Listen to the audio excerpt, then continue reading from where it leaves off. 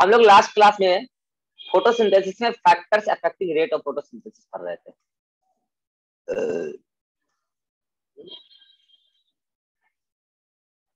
एक बार तुमको जल्दी से हम रिकैप कराते हैं कि क्या क्या हम बताए थे इसमें। हम बोले थे कि फैक्टर्स दो प्रकार का होता है, एक होता है इंटरनल और एक होता है एक्सटर्नल। हम तुमको बताए थे कि एक्सटर्नल फैक्टर तो कई सारे होते हैं, हमको 4 पढ़ने होते हैं।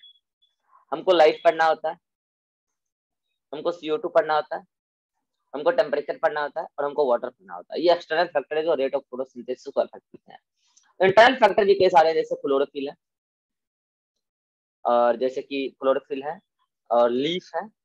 फिर लीफ में कई सारे चीज आते हैं, लीफ का नंबर, लीफ का साइज, लीफ का ओरिएंटेशन, ये सब। एक्सटर्नल में बोले थे एक्स्ट्रा हम O2 भी बता देंगे। तो ये सब फैक्टर्स, इसमें हमारा लाइट खत्म हो चुका था, हमारा CO2 खत्म हो चुका है, हमारा टेम्परेचर खत्म हो चुका है। लाइट में एक पॉइंट्स बच गया था बताने के लिए, वो अभी बता देते हैं। तुमको नोट्स जो फाइनल नोट्स मिलेगा फोटोसिंथेसिस का फेयर वाला, उसमें तुमको एक पॉइंट लिखा मिलेगा। इनफैक्ट तुम ये पॉइंट जब एनसीईआरटी में पढ़ोगे तुमको वहां पे भी पॉइंट मिलेगा, हो सकता है वहां पे तुम ये डाउट पे लेके आते हैं, इसलिए पहले बता देते हैं। एनसीईआरटी में एक लाइन लिख रखा है कि photosynthesis saturates at 10% of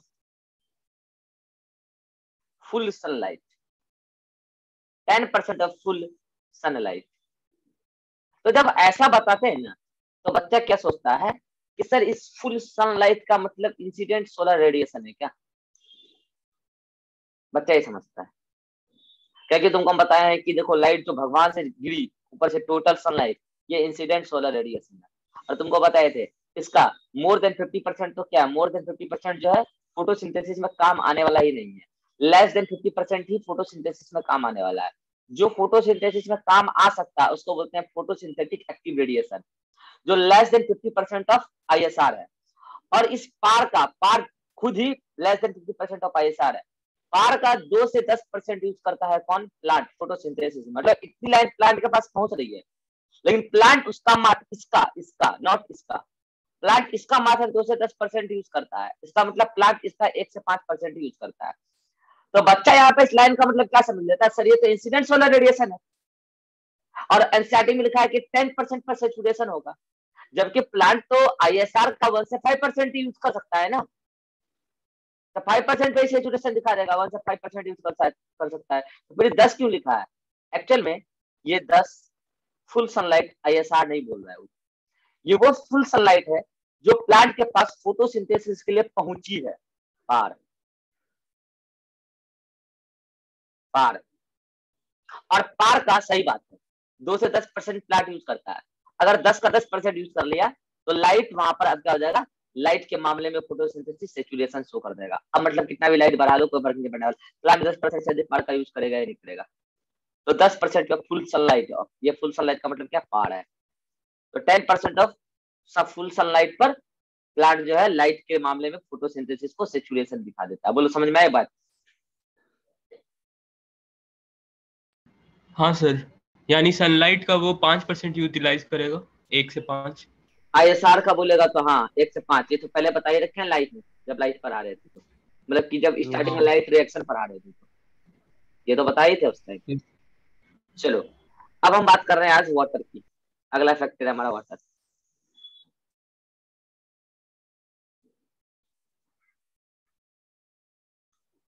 water, चलो तुमको एक बात याद करो, जब हम फोटो ये पढ़ाए थे तुमको, क्या कहते हैं, ट्रांसपायरेशन। अच्छा रुको, ट्रांसपायरेशन के पहले तुम लोग को एक इन्फॉर्मेशन दे देते हैं। ट्रांसपायरेशन पढ़ाने से पहले क्या इन्फॉर्मेशन है कि तुम लोग के बैच जब स्टार्ट हुआ था तो उस टाइम ये सारा का सारा बच्चा नहीं आया था। इरहान ट्रांसपायरेशन पढ़ा है, निधि कुमारी भी ट्रांसपायरेशन पढ़ ली है। तो बल्कि इनफैक्ट ट्रांसपोर्टिंग प्लांट में ट्रांसपायरेशन आता है, तो उस चैप्टर का नाम है ट्रांसपोर्टिंग प्लांट। तो ट्रांसपोर्टिंग प्लांट अभी तो अब हम दोबारा लेने वाले हैं, ठीक है। कुछ नए बच्चे भी जुड़ रहे हैं तो हो सकता है उसको बाद में पढ़ाएं। तो अगर तुमको ट्रांसपोर्टिंग प्लांट अभी करना है तो कुछ बच्चे को वीडियो भी दिए थे, अदरवाइज हम एक अलग प्लेलिस्ट तैयार करके यूट्यूब पे वो सारा वीडियो यूट्यूब पे भी डाल देंगे। अगर तुम्हारे पास स्पेस का चक्कर हो या वीडियो का पता नहीं डिलीट हो गया हो, तो हम वो सारे वीडियो को यूट्यूब पे अपलोड कर देंगे एक नया प्लेलिस्ट बना के।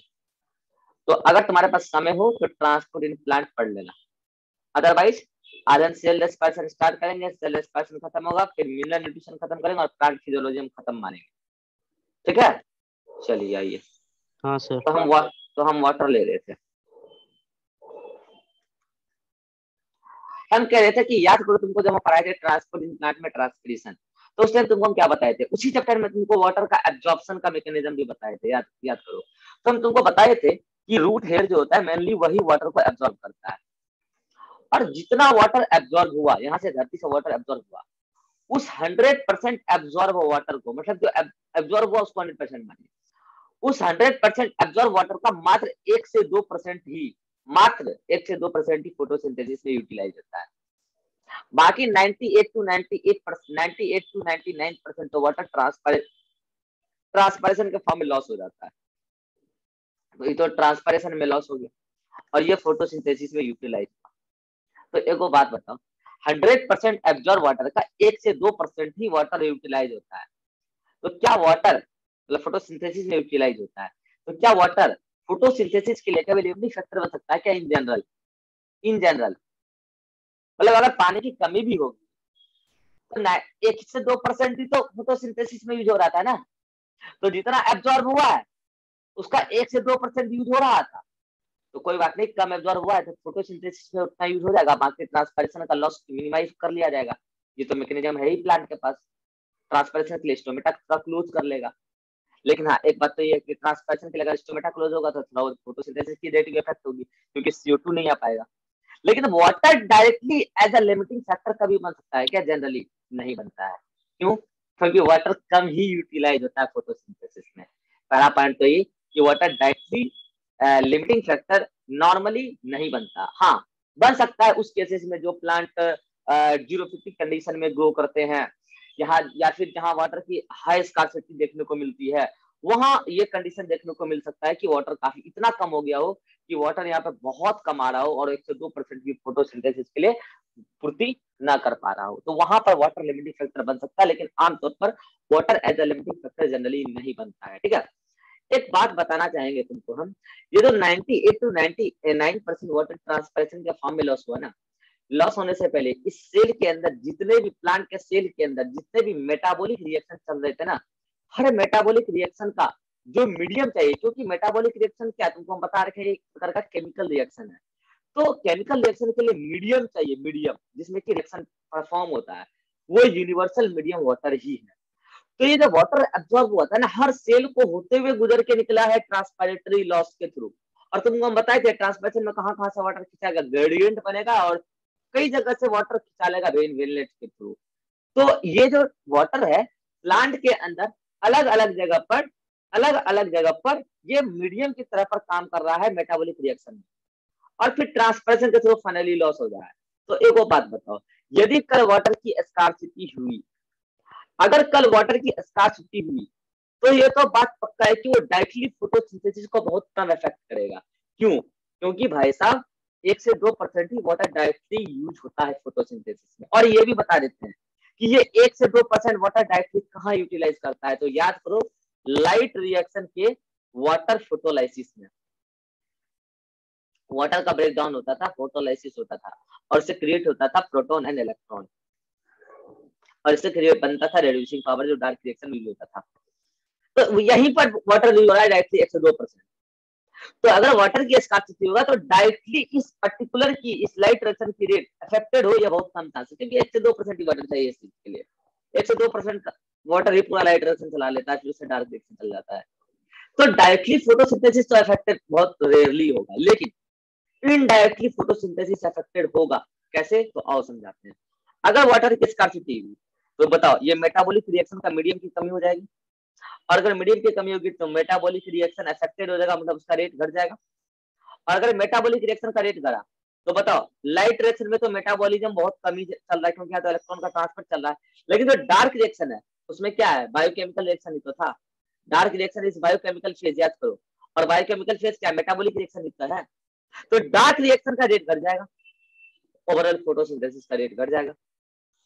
तो ये डायरेक्टली इफेक्ट किया वाटर की स्कार्सिटी फोटोसिंथेसिस को, डायरेक्टली इफेक्ट किया, इनडायरेक्टली क्या, कैसे?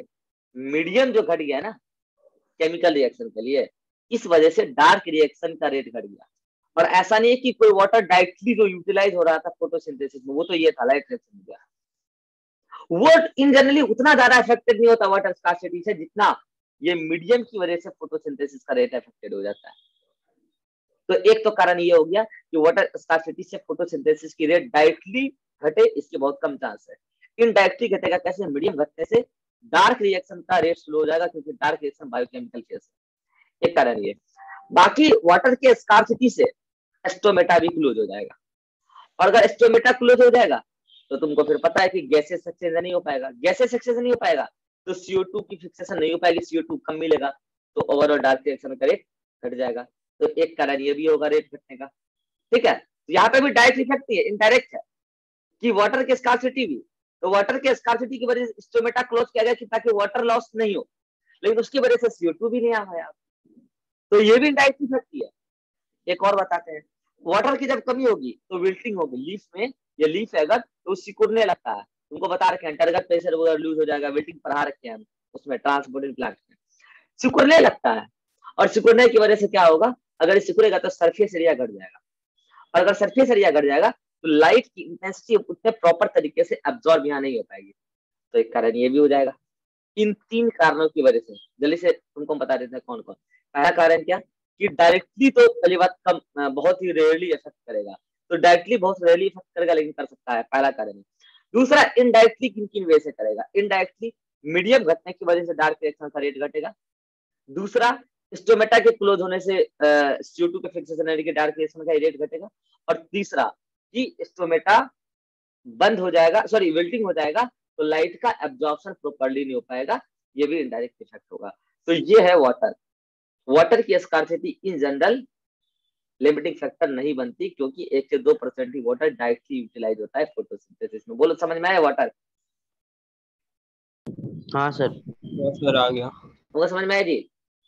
नेक्स्ट, तो यहाँ पे जाके हमारा एक्सटर्नल फैक्टर समाप्त होता है। अब हम इंटरनल फैक्टर को उसी में कंटिन्यू करते हैं, 5 नंबर पे लेते हैं क्लोरोफिल।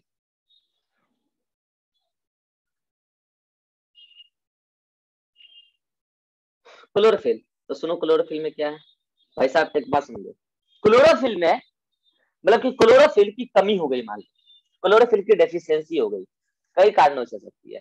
क्लोरोफिल के बनने के लिए मिनरल की कमी हो गई हो, ये हो सकता है। पता है क्लोरोफिल जेनेटिकली भी डिसाइड होता है कि कितना किस प्लांट में बनेगा। कोई प्लांट देखो खूब ग्रीन ग्रीन पत्ते रखते हैं, कोई प्लांट फीका ग्रीन लगता है, सब जेनेटिकली कंट्रोल्ड भी होता है। और तुम पढ़े भी हो यार, तुम तो साइटोप्लाज्मिक थ्योरी ऑफ इंटेंस पढ़ लिए ना, साइटोप्लाज्मिक इंटेंस पढ़े हो ना, क्लोरोफिल, क्लोरोप्लास्ट, क्लोरोप्लास्ट का जीन सब पढ़े हो ना जेनेटिक्स में। तो ये जेनेटिकली भी कंट्रोल होता है कि किस प्लांट में कितना क्लोरोफिल मतलब पिगमेंट बनेगा, क्योंकि वो क्या प्रोटीनियस है, सिटोप्रोटीन है, मतलब कि कुल मिला के वो जीन के रेगुलेशन में कहीं ना कहीं बन रहा है क्लोरोफिल।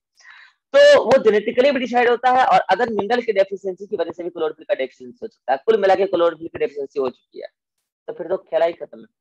अगर क्लोरोफिल की डेफिशिएंसी हो गई है तो लाइट को एब्जॉर्ब कौन करेगा? पिगमेंट सिस्टम में तो क्लोरोफिल ही था, और यूनिवर्सल पिगमेंट तो क्लोरोफिल ए ही होता है, वही तो मेनली था रिएक्शन सेंटर का भाग। तो अब क्लोरोफिल की कमी हो गई है, तो फिर उस केस में अब आप कितना भी, एक बार बताओ, अगर क्लोरोफिल की कमी हो गई तो आप कितना भी CO2 बढ़ा लो और पानी पिला लो प्लांट को, क्या रेट बढ़ने वाला है? इंटरनल फैक्टर की कमी हो गई ना। आप इंजेक्शन लगा के उसमें वो थोड़ी कर सकते हो, क्लोरोफिल डाल सकते हो। और क्लोरोफिल की अगर डेफिशिएंसी हो गई मिनरल की कमी की वजह से, तो आप पहले उसको मिनरल दो, जिस मिनरल की कमी की वजह से क्लोरोफिल की कमी हो गई, नया पत्ती बनेगा, तब जाके फोटोसिंथेसिस का रेट बढ़ेगा। ऐसा नहीं है कि फोटोसिंथेसिस का रेट बढ़ा कि आप CO2 ठूसते जाओगे, वाटर ठूसते जाओगे, रेट बढ़ जाएगा, नहीं। पहला बात तो ये, नोट्स में थोड़ा सा कॉन्ट्राडिक्टेड लाइन मिलेगा, उस लाइन को सही कर लेना, और इवन जो फ्रेश नोट्स मिलेगा तुमको उसमें लाइन सही करके मिलेगा। क्या देखो बात बता, क्लोरोफिल क्या कभी लिमिटिंग फैक्टर हो सकता है?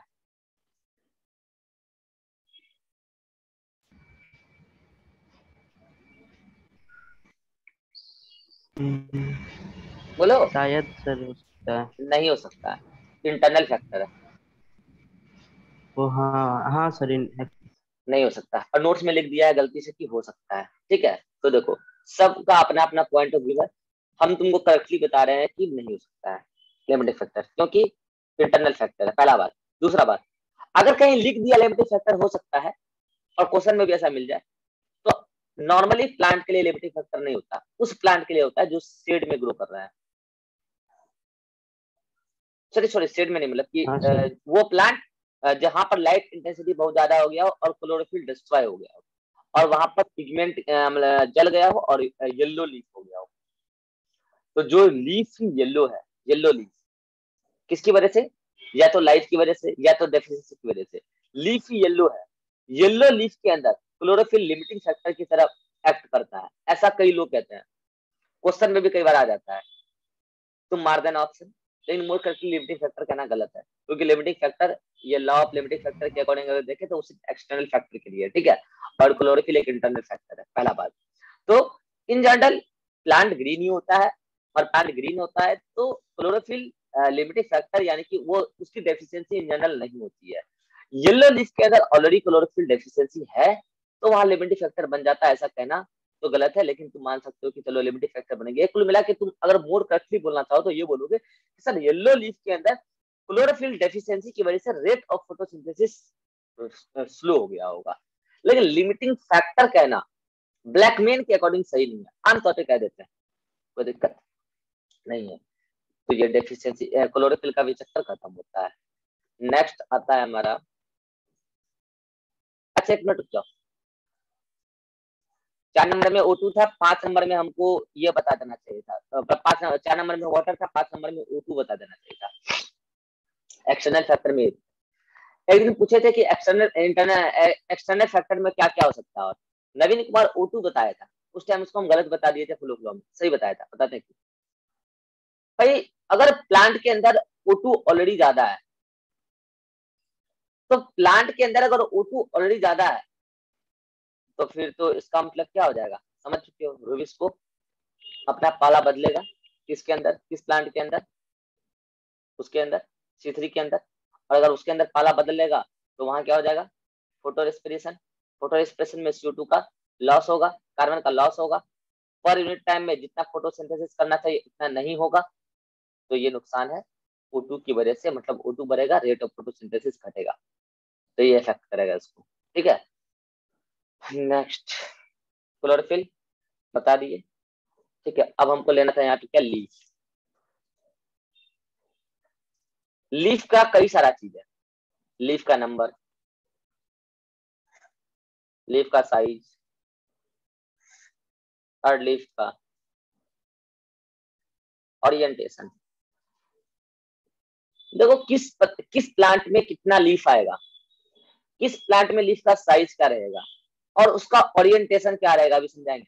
ये सब जेनेटिकली कंट्रोल्ड होता है, ये सब तुम्हारे हाथ में नहीं है, ये सब जेनेटिकली कंट्रोल्ड होता है, ठीक है।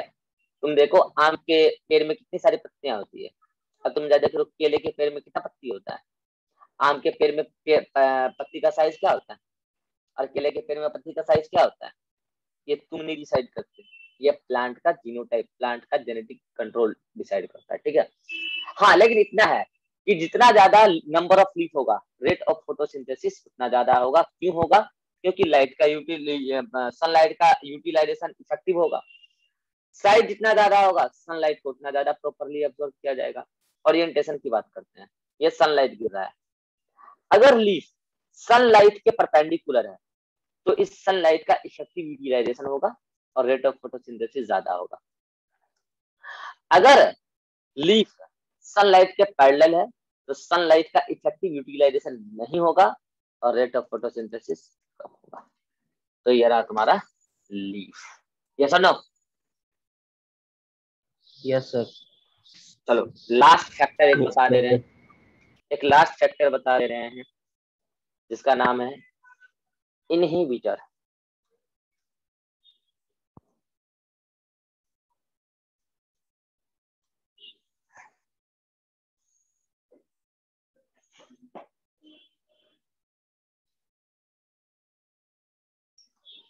अभी सेल रेस्पिरेशन स्टार्ट होगा ना तो कुछ नया बच्चा बोला तो जुड़ेंगे, देख लेते हैं इसको। अभी कीजिएगा sir.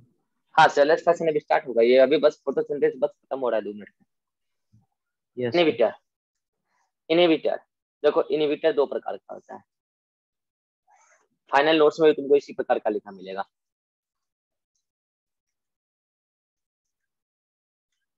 Inhibitor of photo system 1 and inhibitor of photo system 2।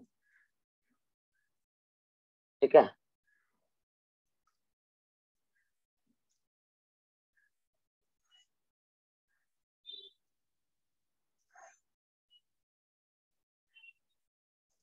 चलो पॉइंट देखते हैं पहले जल्दी से। हमने बोला है कि ये वाला इनहिबिटर फोटो सिस्टम 1 का इनहिबिटर है और ये फोटो सिस्टम 2 का इनहिबिटर है। हमको निधि कुमारी बताएगी कि अगर ये इनहिबिटर फोटो सिस्टम 1 का है तो ये कौन से ईटीएस को अफेक्ट करेगा, साइक्लिक या नॉन साइक्लिक, किसको इनहिबिट करेगा ये नॉन साइक्लिक और साइक्लिक दोनों को इनहिबिट कर देगा।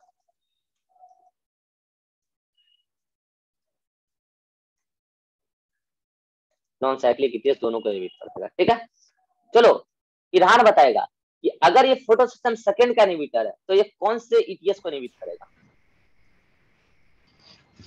Non cyclic. ये सिर्फ नॉन साइक्लिक ईटीएस को इनहिबिट करेगा। तुम्हारे मन में खुजली हो रहा होगा कि सर ये इनहिबिट करता कैसे है, बता देते हैं, बता देते हैं। इसमें अगर हम बात करेंगे कि फोटो सिस्टम 1 को कैसे इनहिबिट करता है इसका इनहिबिटर, तो ये क्या करता है ना कि जो फेराडॉक्सिन से, फेराडॉक्सिन रेड्यूसिंग सब्सटेंस से फेराडॉक्सिन के पास जो इलेक्ट्रॉन का फ्लो हो रहा था ना, इलेक्ट्रॉन का फ्लो हो रहा था ना, तो इसी बीच में वो इनहिबिटर आके सेट हो जाएगा और इस इलेक्ट्रॉन के फ्लो को ब्लॉक कर देगा। समझ में? तो जब इलेक्ट्रॉन फ्लो ही नहीं होगा तो ईटीएस रुक गया ना।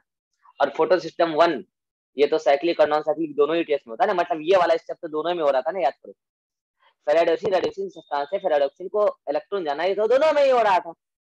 इसी दोनों के ट्रांसपोर्ट के बीच में मेम्ब्रेन में धस के आ जाएगा इनहिबिटर, यहाँ पे एडजस्ट हो जाएगा, अब इलेक्ट्रॉन को आगे जाने नहीं देगा और ये ईटीएस रुक गया। तो ये ऐसे करता है। ये कैसे करता है, याद करो कि यहाँ फोटो सिस्टम 1 हुआ करता था, ये वाटर का फोटोलाइसिस कराता था, सॉरी 2 हुआ करता था, वाटर का फोटोलाइसिस कराता था। कब? जब इसका इलेक्ट्रॉन जाता था थियोफैटिन को और थियोफैटिन अपना इलेक्ट्रॉन देता था पीक्यू को। तो ये वाला इनहिबिटर क्या करता है, ये जाके थियोफैटिन और पीक्यू के बीच में जाके एडजस्ट हो जाता है। तो जब थियोफैटिन से प्लास्टोक्विनोन को इलेक्ट्रॉन जा रहा था वो ब्लॉक हो गया, और अगर यहाँ से यहाँ इलेक्ट्रॉन जाना ब्लॉक हो गया तो फिर तो ये यहाँ से यहाँ इलेक्ट्रॉन जाना भी ब्लॉक हो जाएगा, तो फिर तो ये वाटर का फोटोलाइसिस भी नहीं करेगा। कुल मिला के इनहिबिट्स फोटोलाइसिस ऑफ वाटर, ये बात इकोलॉजी में भी काम आएगी। Inhibits photolysis of water. तो एक्शन मैंने बता दिया इनहिबिटर का कौन क्या करता है। अगर ये तो आसान है, ये तो याद रखना आसान है क्या कि 1 का इनहिबिटर है तो साइक्लिक नॉन साइक्लिक इतना पढ़ो तो याद हो जाएगा, दोनों को इनहिबिट करता है। ये सिर्फ नॉन साइक्लिक को इनहिबिट करता है। एक्शन क्या है वो मैंने बताया कि ये फेराडॉक्सिन रेड्यूसिंग सब्सटेंस से फेराडॉक्सिन तक के इलेक्ट्रॉन जाने को रोकता है, और ये एक्चुअल में इलेक्ट्रॉन कहाँ का रोकता है, इलेक्ट्रॉन फ्लो थियोफैटिन से पीक्यू के बीच के इलेक्ट्रॉन जाने से रोक देता है। कुल मिला के वाटर की फोटोलाइसिस को रोक देता है। ये तो हुआ क्या, इनहिबिटर करता क्या है और कौन सा इनहिबिटर क्या होता है। अब आता है एग्जांपल इनहिबिटर का।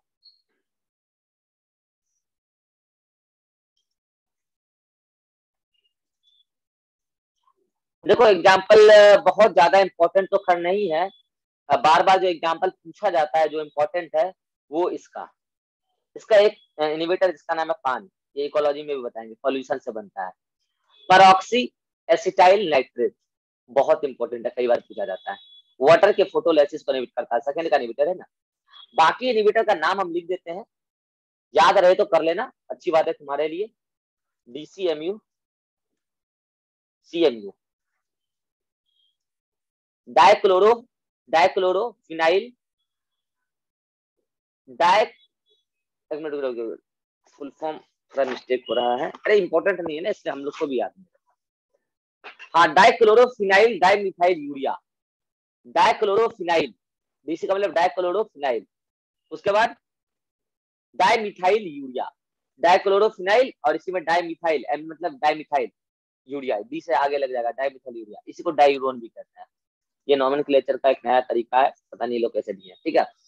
और इसमें क्या है, क्लोरोफिनाइल मिथाइल यूरिया, इसी को हम लोग मोन यूरोन भी कहते हैं, ठीक है।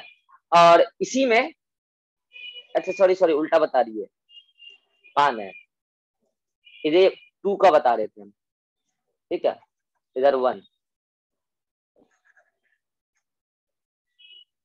इधर 1 वाला बता रहे थे, ठीक है। 1 में 2 याद रख लेना, एक परक्वेट, ठीक है, और एक डाइक्वेट। और डाइक्वेट को ही हम लोग कहते हैं वायोलिजेंडाइस, वायलेट कलर जनरेट करता है इसमें, वाइलोजेंडाइस, क्योंकि वायलेट कलर जनरेट करता है, ठीक है। बस इंपॉर्टेंट की अगर हम बात करें, बहुत इंपॉर्टेंट है इनहिबिटर।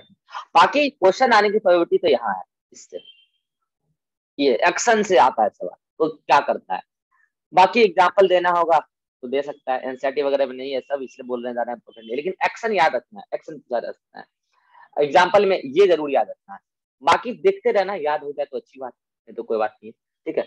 चलो, तो यहाँ पे हमारा फोटोसिंथेसिस का आज हो जाता है ऑफिशियली द एंड। भाई साहब, जिस लेवल से आपको फोटोसिंथेसिस पढ़ाया गया है ना, मार्केट घूम लीजिएगा मार्केट, और आपको नोट्स भी दिया गया है। अगर इस लेवल का कहीं को पढ़ा रहा हो ना, तो हमें बताइएगा जरा, हम उसकी बैठ के क्लास कर लेंगे, उसे सीखने के लिए नहीं, उसको सिखाने के लिए कैसे पढ़ाते हैं फोटोसिंथेसिस।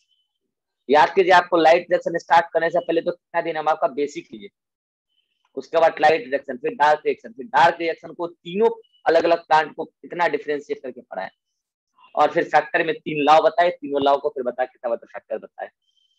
अब आप चैप्टर को रिवाइज कीजिएगा तो बहुत कम टाइम में रिवाइज कर सकते हैं, क्योंकि आप कॉन्सेप्चुअली समझ चुके हैं। तो लिखिए होमवर्क, पहला होमवर्क एनसीईआरटी कंप्लीट रीडिंग हो जाना चाहिए, एनसीईआरटी कंप्लीट रीडिंग हो जाना चाहिए। दूसरा, आप जिस मॉड्यूल से होमवर्क बना रहे हैं, मॉड्यूल कंप्लीट बन जाना चाहिए, एक भी पोर्शन बचना नहीं चाहिए, ठीक है। ये दोनों होमवर्क आप कंप्लीट कर लेंगे, ठीक है। और उसके बाद नेक्स्ट टू नेक्स्ट क्लास में हम लोग डिस्कशन भी कर लेंगे, ओके। 2 दिन में बनाना है पूरा? हाँ, 2 days, you have only 2 days.